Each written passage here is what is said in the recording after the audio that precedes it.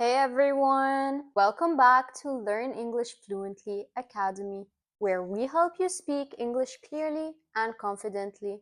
I know how important it is to get every word right, especially when you're trying to sound more fluent. So today, we're going to focus on some of the most common mistakes English learners make. These mistakes involve words. These mistakes involve words that sound similar but have different meanings or uses in sentences. By the end of this lesson, you'll know how to use these words correctly and confidently in your conversations. Let's dive into our first mistake. Few versus a few. These two words are often confused because they both refer to a small amount of something, but they express very different meanings. Few means almost none or not enough. It carries a negative sense. For example, there are a few people at the party.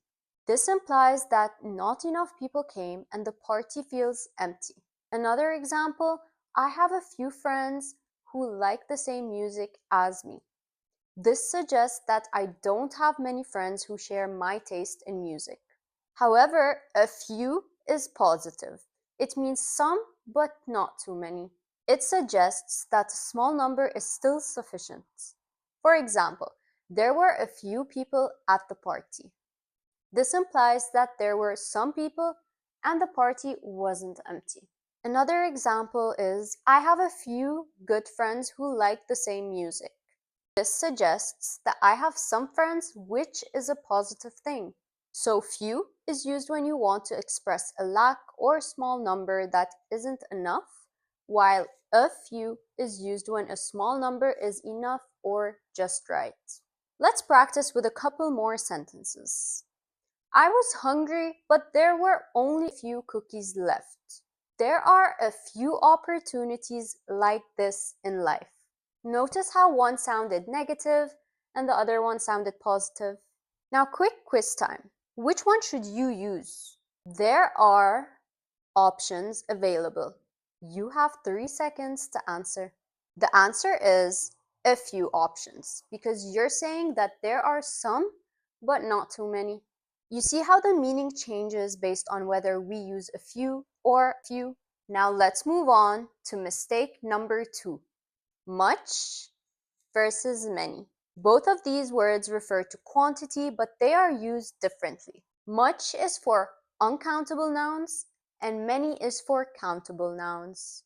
Much is used for things you cannot count individually, like water, money, or time. For example, how much water should I drink today? And remember, water is uncountable. How much money do you have?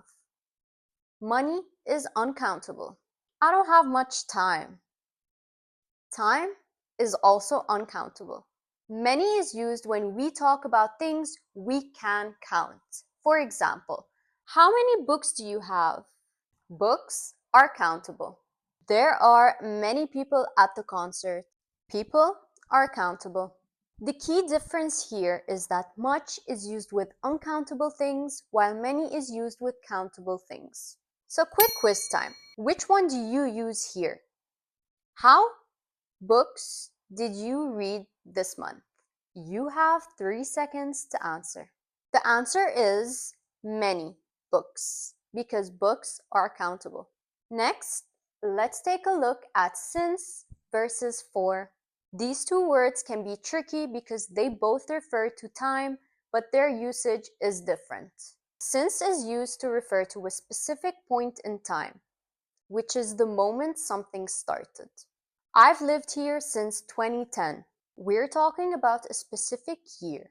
I've been working here since January. We're talking also about a specific starting point in time. However, for is used when we talk about a duration of time, which is the length of time something has been happening. I've lived here for 5 years. And here we're talking about the total time, which is 5 years. Another example, I've been working here for 2 months. And we're talking about a duration, which is 2 months. So here's the key difference to simplify it. Since refers to a specific time in the past. For refers to the period of time from past to now. Time for a quick quiz. Which one fits here? I've known her a long time. You have 3 seconds to answer. The answer is 4 because you're talking about the duration. Now let's talk about some versus any. These two words are often confused because they're both used to talk about quantities, but their usage depends on whether the sentence is positive, negative, or a question. Some is used in positive sentences or when making requests or offers. Like, I have some friends who live in the city, which is a positive statement. Would you like some tea? Which is an offer. And could you give me some help? Which is a request. Any is used in negative sentences or questions. Like, I don't have any milk in the fridge. Negative statement. Do you have any chocolates? A question. So remember, use some when the statement is positive or when offering something, and use any for negative statements or questions. Finally, we come to lose versus loose. These two words are often mixed up, but they have different meanings. Lose means to misplace something or not win. For example, I always lose my keys. Or our team is going to lose the match. However, loose means not tight or free. Like, the screw is loose. Or she wears loose clothes. These two words sound similar but have very, very different meanings. These words sound similar but have very different meanings. Make sure to use lose when you mean to misplace something or not win, and loose when something is not tight or free. Quick quiz. Which word fits here? The button is on my shirt. The answer is loose because it's describing something that is not tight.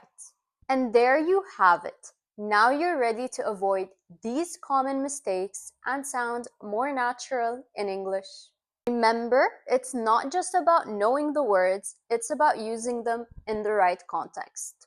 Keep practicing, and the more you use these words correctly, the more confident you'll feel when speaking in English. If you found this lesson helpful, please give it a thumbs up, share it, and don't forget to subscribe. And I'll see you in the next lesson. Bye for now.